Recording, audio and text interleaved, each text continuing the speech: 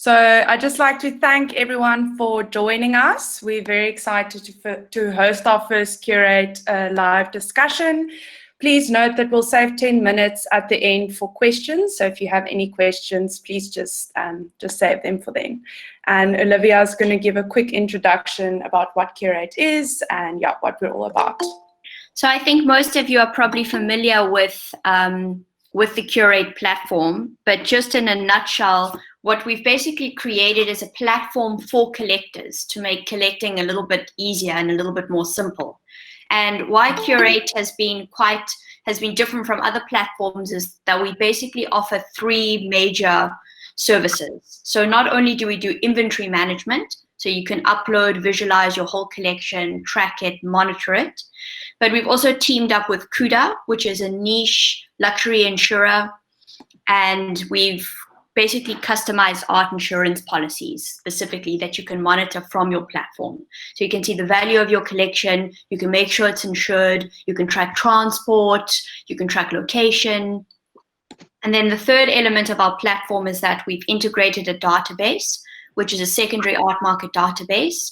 So you can see analysis of the art market, fluctuations, it's automatically uploaded after each sale. And you can basically compare your collection against the backdrop of the art market. So in a nutshell, that's the platform, Curate. Any questions we can talk about at the end. So we're very delighted to have Kirsty Colledge, who's Senior Art Specialist and Head of Department at Strauss. So I'll just give it over to Mia to do a little introduction. Yeah, so thank you for joining us, Kirsty. Very excited to have you here. And today we're going to discuss recent shifts in collecting art, the growth of online sales, and we will be getting some of Kirsty's insights into the up-and-coming Strauss Co auction taking place this weekend. Yeah, we're very excited about being able to talk to Kirsty just before the auction and get a few insights into some of her favorite works. I think what I'd like to start with, I think it has become apparent in the last few years that there's been a definite shift in the way we collect, in the way collectors are buying art. There's definitely been a movement towards online sales, and I recently talked about this in an article we published 2 weeks ago.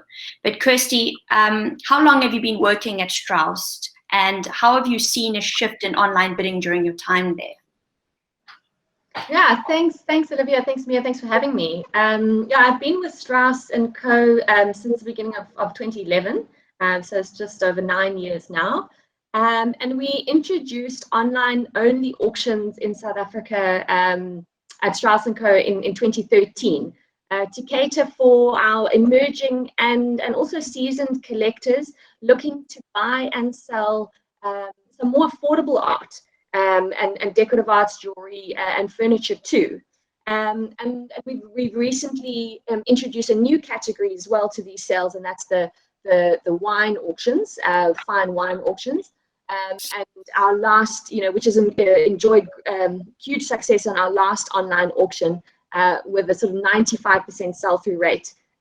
So that's a fantastic addition for us as well. Yeah, that is pretty high compared to some of the other online auctions, because that's much higher than average, isn't it? Yeah, it's a fantastic result. So very, very pleased with that. And what's quite interesting, and I did talk about this recently, is the shift in online sales. So there was a growth, and I quoted basically Sotheby's former head of e-commerce, Noah Wunsch, and he basically said that initially the online sales, as you said, were almost to cater for a more affordable, younger, aspiring kind of group of collectors. But now actually you're selling very high-end works also digitally. So there's also been a shift, I think, in online sales in terms of the quality of the artworks, not only being for aspiring, newer collectors, but selling everything really online these days. Yeah, no, definitely. And I think that as people's confidence grows in this sort of platform, they're more willing to make these larger purchases online. This sort of COVID-19 situation has really sort of catapulted us in that direction, in that we've are going to be having our major normally live auction of major high value works is going to be sold online this weekend, starting Sunday and Monday. So that'll be very interesting to see. Those will be the sort of, I think, highest value items to be offered at auction in South Africa. So it's going to be a very exciting sale to be a part of and to watch. So please do sort of tune in. Yeah, because that is a very interesting point, that maybe the artworks that were on auction a couple of years ago on the online sales were lesser valued, but now there's, the lines have sort of blurred between the live and the online sales. This obviously being a good example. Yeah. And so can you tell us a little bit about how this, I know there have been a lot of questions on how this live auction is going to take place, but maybe you can just share with some of our listeners how Strauss plans to conduct this auction. Yeah, so this auction we've basically partnered with Invaluable.com, which is a sort of leading auction house for online auctions globally, and essentially it'll be run as a live virtual auction. So you will be able to tune in to Invaluable.com, or you can link through our website and watch the auction live, essentially as if it were a regular one of our live auctions. So watch the auction here, take the lots one by one, and you can submit your bids in real time as the auction progresses. Alternatively, you can submit your bids to Invaluable, your absentee bids or commission bids. So that is your sort of maximum amount that you're prepared to spend on a lot. And if there's a bid against you, you will then get the next increment. So you can submit those absentee bids either to Invaluable directly or to Strauss & Company. And those absentee bids, you obviously have to submit before the auction starts, quite a bit before the auction starts. No, you don't necessarily have to Strauss & Company. Yes, you'll have to submit those prior to the auction. But on the Invaluable site, you will be able to submit those absentee bids as the auction is running. So you will need to, but please do register to bid if you are interested. Register to bid prior to the auction, because they will just have to sort of confirm all of your details and what have you, and then you'll get a notification say you're sort of ready to bid. So you can, but you can, as the auction is going, as the auction is live, you can still submit your bids. Okay, so the first option is the absentee bid, and for those that don't know, that's when you basically allocate a certain amount of the total, the kind of highest value you want to get to, and you let the auctioneer bid on your behalf up to that value. Can you actually bid live though? Yes, absolutely. You can bid live. Okay. Yeah, and I think that's a super exciting addition to this sale. We in the past we haven't had the option to bid live online for these major auctions. So I find it is it can be, I think, quite empowering for collectors to be able to have control over their bids as they go. They can watch the auction go, and as they feel, place their bids live. And I think we were discussing a little earlier about it being sometimes a little bit of a daunting place, auctions, auction rooms, and that sort of thing. And sometimes people are fairly private about their about their purchases and that sort of thing. And to be able to just in the comfort and privacy of your own home, bid, watch the auction and bid as you please. Yeah, so I guess this is a brand new feature, which is quite exciting because I don't think anyone was really doing this in South Africa. Yeah, it's a wonderful new addition for us, and I'm sure that this whole situation has really sort of catapulted us into a new direction, and I'm sure that we will continue on this on this trajectory and be including this online option going forward. Yeah. And that's interesting. I just want to get back to a point that you mentioned about how the art world can sometimes be intimidating. Have you seen a very separate clientele and buyers between the online sales generally and the live sales at Strauss? I wouldn't know. I wouldn't really say that it's necessarily a sort of different clientele. A lot of them are, in fact, the same buyers and bidders. But what is interesting is that there certainly has been an increase in the number of younger bidders on our auctions. And I've got some statistics here. Oh, and they're mostly coming through the online platforms, I'm presuming. Yeah. So on our so from our first online auction in November 2013. So we had, since then, and compared to this last auction we had in April, we've had an 800% increase in the number of buyers aged 20 to 29. Although the number of buyers aged 20 to 29 is much smaller. It's only 1/7 of the number of buyers in our larger category, which is between 50 and 59 years old. There's obviously this a huge increase in the number of buyers in those sort of younger category. By comparison, the number of buyers aged 50 to 59 has only had a sort of 68% increase. So we're definitely seeing growth in the number of younger bidders coming to bid on our online auctions.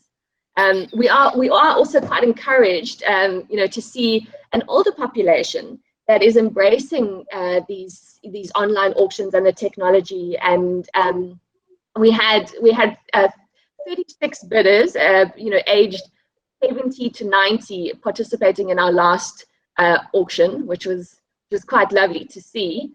But we're certainly hoping for to see more younger bidders on those auctions as well. And I think what's maybe quite interesting there, Kirsty, is that there's sort of been in the last few years an opening up of the art market and accessibility and awareness of the secondary art market through all of these online, because our kind of younger generation is always online. We are finding out about these online auctions much more easily than we would have before, I guess. Yeah, absolutely. These sales are always marketed on sort of social media and platforms that we are always accessing. So yeah, we are becoming, I think, more exposed and more aware of these of what's out there. Yeah. And just in terms of this auction specifically, are there any highlights that you'd like to talk about? I see it's quite a big sale, full of gems. Yeah, sure. There are some wonderful works on the sale. It really is one of I think the most fantastic sales that we've had. Some incredible works. And some of the key highlights are two superb Irma Stern works. Our cover lot, the Zanzibar Arab, there you can see on the left. Estimates are 10 to 12 million. Painted in 1939 on her first trip to Zanzibar, and depicts a sort of bearded Islamic man representative of the former island states Bahora Muslims. And it was first exhibited in Cape Town in 1940. And this portrait from her coveted period, or Zanzibar period, was previously owned by the architect and collector Ivan Katzen. And the second one on the right there was painted in 1947. and it's called Still Life with Lilies, estimated at 13 to 15 million, and depicts a vibrant arrangement of orange tiger lilies, and a brilliant sort of example of Stern's expressive style in painting. And we've seen huge collector interest in these still lifes by Stern, and last year in May, Strauss achieved a record price for still life with her Still Life with Fruit and Dahlias, which sold for 16.2 million on that sale. And then other highlights include exceptional works by Walter Battis. We have 10 works of his spanning his long and fruitful career. 3 of them, those 3 that you've got highlighted there, were from the collection of the Kangaroo Group, which was assembled by the late Graham and Rona Beck, which is lovely to have those. And I particularly enjoy that one on the right, that play on Manet's Luncheon on the Grass. So a super one to look out for. Then we also have some trophy works by J.H. Peony, such as Bushveld Game Reserve, and the estimates are 2 to 3 million on that, and a really fantastic example. And then Preller's large and impressive oil and gesso works Space Angel, estimated at 5 to 7 million, and just depicts this sort of disembodied head in profile, and an incredible work, large scale. He has immense wall power, and it's, you know, it is constructed in this sort of gesso and paint, so it's got a sort of 3-dimensional quality, which is quite incredible. And then we also have this absolute jewel of a Preller on the right hand side, and it's actually the back cover of our catalogue, entitled Crawl. Estimates are 800 to 1.2, and it's a mythical study of a traditional Ndebele setting, painted in 1951.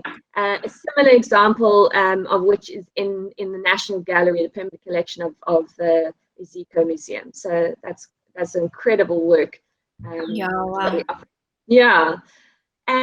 And then a couple of personal favorites and some more affordable works. These are, you know, sort of, yes.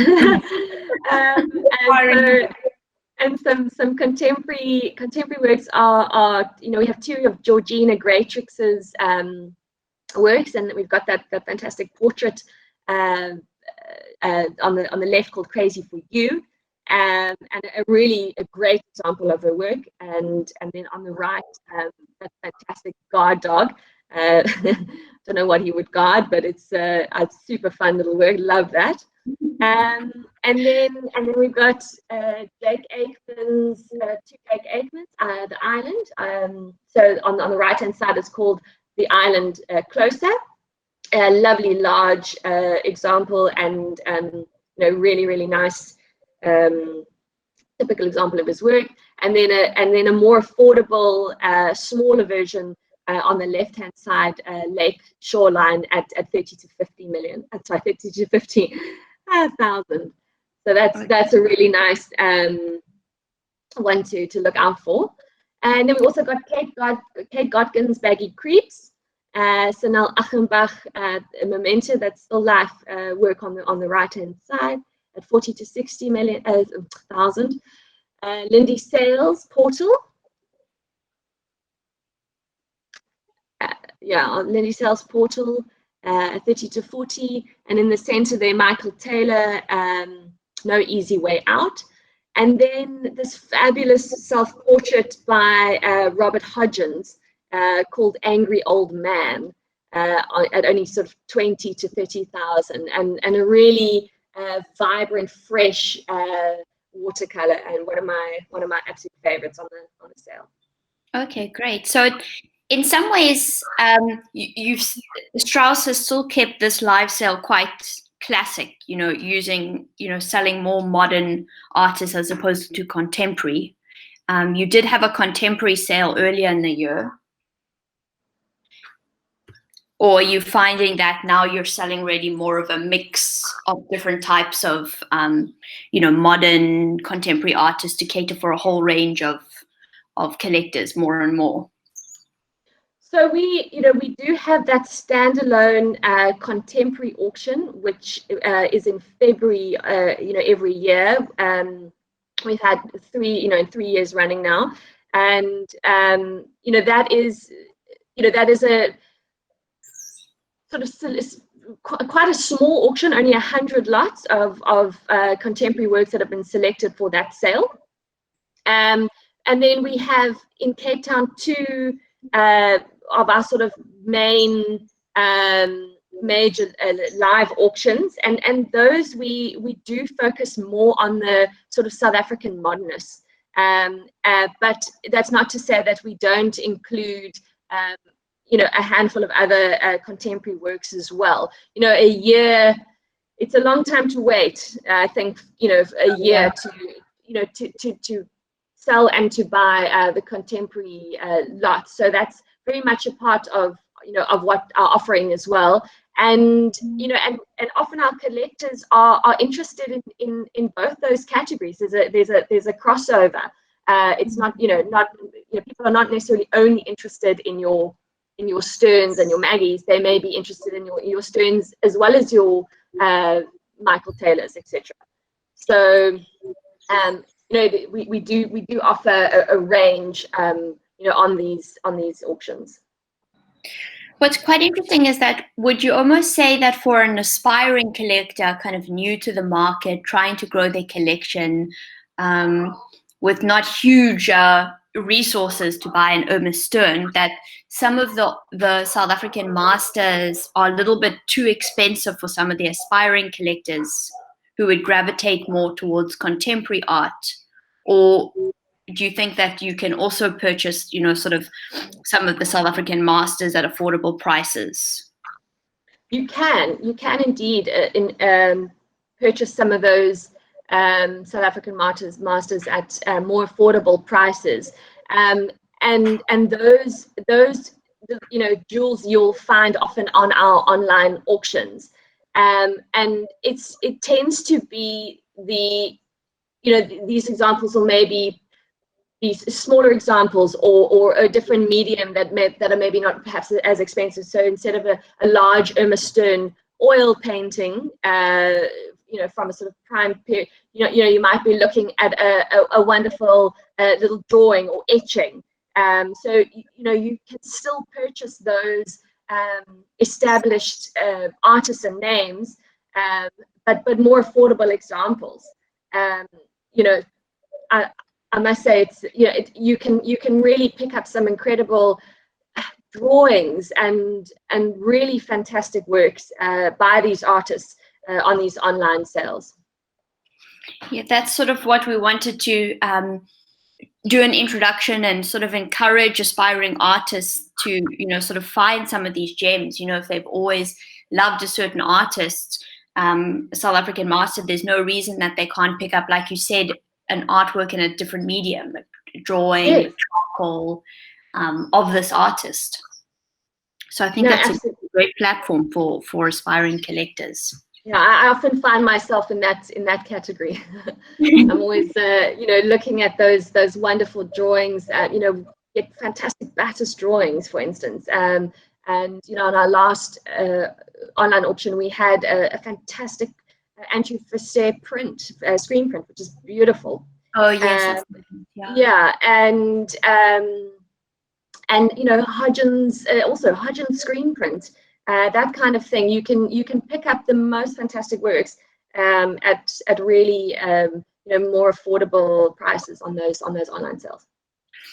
And another thing I also wanted to talk a little bit about for aspiring collectors, they often tell me that they're nervous to purchase art because they don't want, they never consider art to be an investment, sort of an asset to hold money.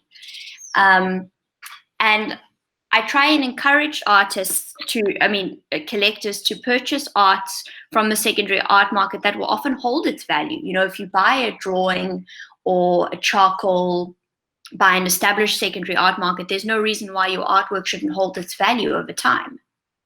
Yeah, absolutely. And art can certainly be seen as a potential investment. And in some cases, it can, yield significant returns. It does, however, it doesn't necessarily function in the same way as many sort of traditional investments. And art doesn't, generate dividends or interest. And sometimes there are costs, to it as well, including storage and insurance, etc. But it's worth noting that a key part of the investment return for art is the part that can't be measured, and that's the enjoyment one gets from collecting and owning art. But when buying art as an investment in mind, it's key to do your homework and then find out as much as possible about the artist and market trends. And look at the artist's track record. Look at the galleries that represent them, exhibitions they've participated in locally and internationally, the literature around them, any awards they've received.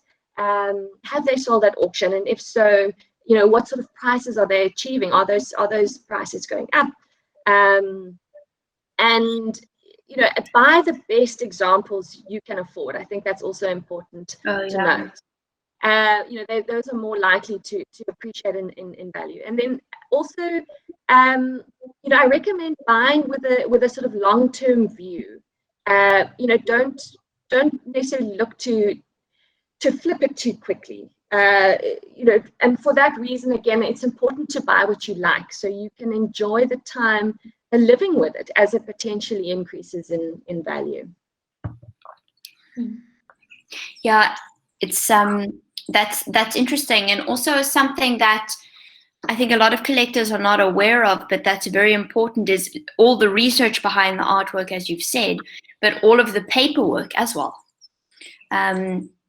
Yeah, absolutely.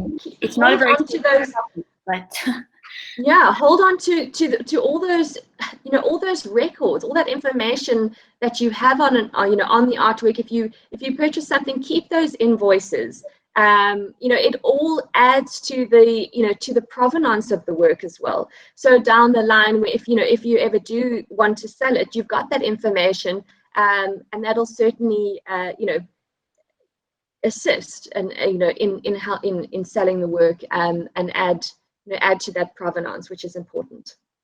Yeah, I think provenance is an interesting term because it's become really a very hot topic in the art market, where it's almost essential these days to prove, the line of ownership all the way back to the artist's studio. Some of the very valuable artwork. So I think a lot of collectors don't think to hold on to proof of purchase and all of those important documents.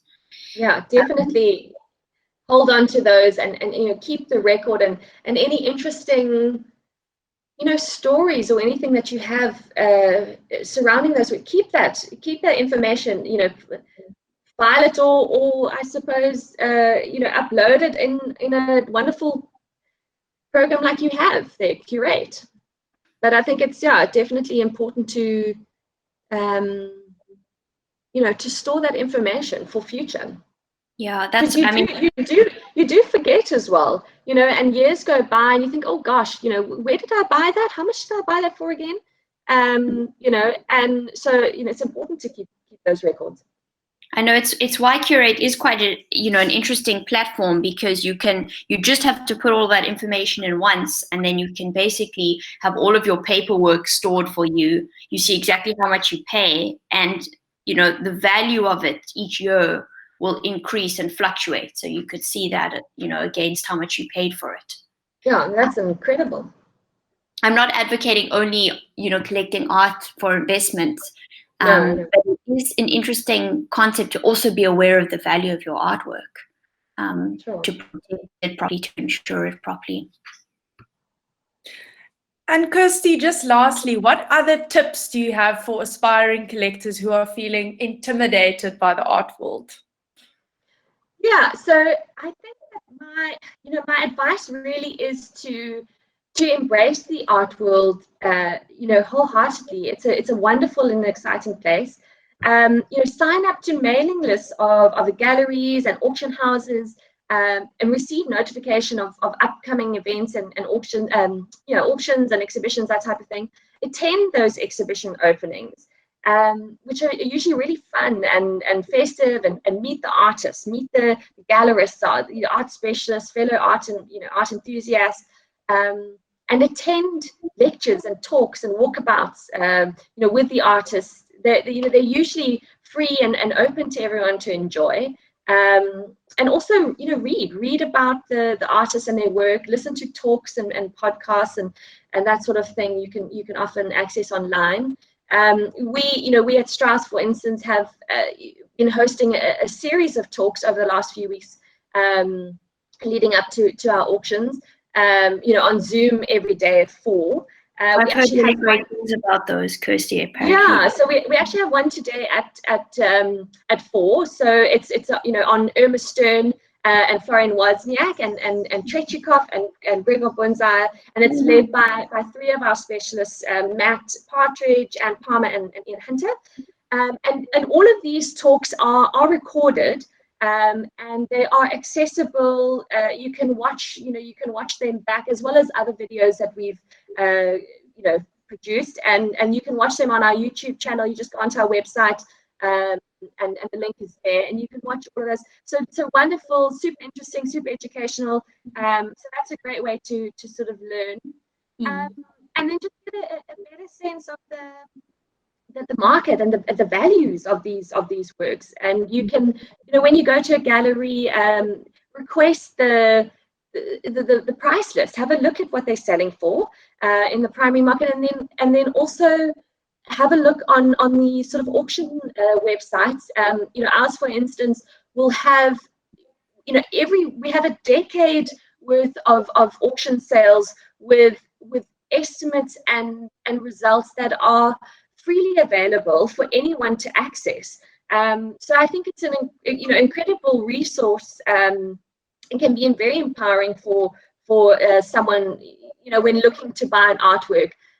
You can go and have a look at those prices on the website. See what they're selling for. So yes, I think it's important just to, if you're interested, just get stuck in, immerse yourself in it. It's really, it's always exciting. It's always fun. It's always changing. There's so much to learn and enjoy. So just have fun. It's amazing, because it's almost as if the art world has never been so virtual and freely accessible than it is now. Artists giving, Zoom lectures, all of the specialists talking. You're at home, so you participate in, kind of all of these lectures. It's actually amazing. It's the perfect time to get into the art world. Yeah. Cool. Okay, great. Well, thanks so much for all of that, Kirsty. That was really enlightening. Yes, thanks. That was very interesting. Thanks for having me. Cool. Should we open it up for some questions, if anyone has any questions? And then also, I just wanted to say that we've added a link to the chat box, a downloadable document with a few of the galleries and museums and auction houses that you can subscribe to their mailing lists if you're wanting to find out more about art. Any questions? No, hi guys, this is William. Okay. Hi. Thank you so much, Kirsty. That was incredibly interesting, and apologies, I just missed the beginning, so I got the last end of it. But when I jumped in, I noticed you mentioned about looking at more accessible artworks from well-known artists. And just going into that, like, what would you recommend looking for in, let's say you are buying a screen print or a watercolor? Is there any specifics, or is it really just the aesthetics and the artist's name? Do we need to look at like the period it was made in? Is there anything like on the type of paper it was made on, or is all that generally checked by the galleries that you purchased from or the auction houses? Are you talking about authenticity, William, or what are you referring to? Well, quality, essentially. I mean, when it comes to screen prints, you can have, let's say, for example, there's 5 made or 50 made or 100 made, like, what do you look for when you're buying a something that's not in the higher end price end, range. I think that doesn't need to have been, things to look out for, and I think you mentioned edition number, and that's certainly something to look for. So if it's an edition, for instance, if it's a photolithograph. Now, a photolithograph is essentially let's say I want to say almost like a poster or a print of an original artwork. So these are going to be really of lower value than something that is made by in a sort of printmaking technique, like an etching or a screen print or something like that. So do look at the type of print that it is, and then look at edition number. So if it's of a huge edition, then it's obviously not as there are loads of them out there, so it's not as kind of rare as if you had if you had a monoprint, for instance, there's only one of them. But if it's an edition of 10, there's only 10. So that's something to bear in mind. I think also something very important to look for when buying works on artworks in general, but particularly works on paper, is look at the condition. Very, very important to look at the condition. And look at, is the work faded? Is it oxidized? Does it have that sort of yellowy tinge, throughout? Does it have foxing, which is a sort of speckled mold looking thing? So look at those types of things. And just because paper restoration is quite expensive. So you want to be careful. Also, just look, is the work laid down? Is it stuck down onto a piece of paper or cardboard or something that is potentially not acid free? So, a lot of papers are not acid free, and it can seep a sort of acid into the work, which can be damaging as well. So there are things to look out for and to bear in mind. And if you are not sure about something that you are purchasing, particularly at auction, please do just contact the specialist involved and just ask them a little bit more about it. And you can certainly get that information. A lot of more contemporary works, fortunately, things have come a long way in terms of framing and archivally, sort of storing, framing artwork. So often you can buy works that are are properly archivally framed, with acid-free paper. They are float mounted and behind a sort of UV sort of museum quality glass, so it doesn't damage the works. And also when displaying the work in your home, also just be careful about where you place it. So don't place it in direct sunlight or on a wall that is potentially damp. So often outside walls rather hang it on a kind of interior wall in the home. Preferably don't hang your lovely works on paper in a bathroom, because that can get quite damp or humid, and that can affect it as well. So there are definitely things to look out for and ways to look after your works to preserve them. Thank you. I yes, think that's really great advice, Kirsty. And I think condition report is definitely not a very sexy term in the art world. I'm a big fan, but I think that it is an important concept to really look at the condition of an artwork before you purchase it. And yes, like you said, if it's a work on paper, what's the framing?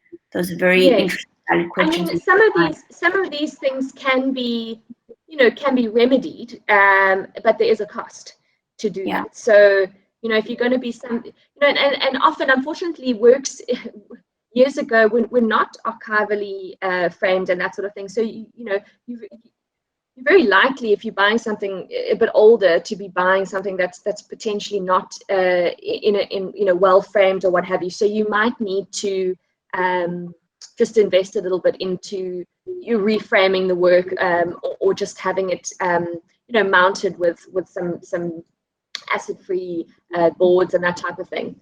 So yeah. And people might, maybe it sounds a little bit neurotic, but really the connection between being able to resell an artwork and condition is very important. I mean, how much, the condition of an artwork will play significantly into the value of that artwork. Yeah, absolutely. I mean, if you have a print, for instance, that is terribly, terribly faded, you can't really come back from that. So yeah, it's better to, you definitely want to preserve the condition of the works. Yeah, that's interesting. I see Philip has just commented a point about how contemporary artworks come with their own set of future condition problems. Oh, yes. So that's also, notably where the artist has chosen to be experimental in their use of materials. Mm. That's also an interesting concept about thinking how the artwork is, the quality of the artwork, how the artwork was made, and what the longevity of an artwork that you're purchasing is. Yeah, absolutely. Thank you, Philippa. That's a great point. Absolutely. So do look at the materials. If that's what you're buying it for, you may not be buying it for, potential resale or that sort of thing. You just want, to acquire that work. But yeah, the medium is certainly. I mean, we do have obviously some mediums that are fairly stable. Like an oil on canvas, for instance, if it was executed properly in the first place, it could last ages without any kind of damage. And I just see, sorry, there was another comment from Diana. Can you explain how one registers to online during the auction? Are you sending a link? So I think, can people register on the Strauss website? Yeah, so if you just go onto our Strauss website, there is a link that takes you, so just say this says register to bid, and that will link you directly to our auction on the Invaluable site, and then you can register to bid there. I do recommend that you register to bid prior to the a day or two prior to the auction, if possible, because they will first, check all the details and what have you before giving you access to bid. So if you are interested, please, pre-register, just to give yourself, that sort of extra time. Okay, great. Are there any other questions? Great. Diana says thanks. Okay. That's great. Thanks so much, Kirsty, for all of that information. I think that's been really great. My pleasure. Thank you very much. Great. And we look forward to the auction this weekend. Yes. Please do watch, and yeah, like I said, you can watch the whole thing live, virtually online. So it's I'm very excited. So yeah, that is exciting. Fantastic. Thank you. And thank you so much for everyone that joined in. Yeah, great. This was our first discussion series, so we're hoping to do more. And a potential one in the future, which could be quite interesting, is talking more about condition. Yeah. Yeah. And yeah, just follow us on Instagram, and you can subscribe to our newsletter by going onto our website for more information on future discussions.